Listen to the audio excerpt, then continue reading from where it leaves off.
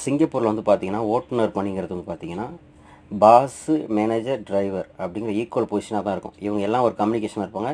இவங்களெல்லாம் எந்த ஒரு இன்ஃபர்மேஷனும் வந்து பாஸ் ஆகுது. 199% கம்பெனில. ஒரு சில கம்பெனிங்க வந்து அப்படி இப்படி இருக்கும். அப்போ எல்லா இடத்துலையும் இருக்க வேண்டியது தான். அப்படிங்கும்போது நம்மளை நம்பி வந்து நம்ம சகோதரர்கள் வந்து வேலைக்கு வராங்க போனால் அவங்கள பாதுகாப்பாக வேலை இடத்துக்கும் ஹாஸ்டலில் வந்து சேர்க்கறது நம்மளோட கடமை. இப்போ வந்து ஒரு இடத்த டிராஃபிக் ஏற்றி வச்சிருச்சு அப்படின்னா, பாஸ் இதுமாதிரி டிராஃபிக் ஆகிடுச்சு அப்படின்னு சொல்லும்போது எந்த பாஸும் நீ சீக்கிரம் வரணும் போகலாம் சொல்ல மாட்டாங்க. சரி நீ சேஃபாக வா, வேகமாக வராதுன்னு தான் சொல்லுவாங்க. முக்கியமாக வந்து சிங்கப்பூரில் வந்து சேஃப்டி ரூல்ஸ் வந்து மஸ்ட்டு ஃபாலோ பண்ணணும். இப்போ வந்து பார்த்திங்கன்னா ஏஒயில் வந்து நிறைய ஆக்சிடென்ட் நடக்குது.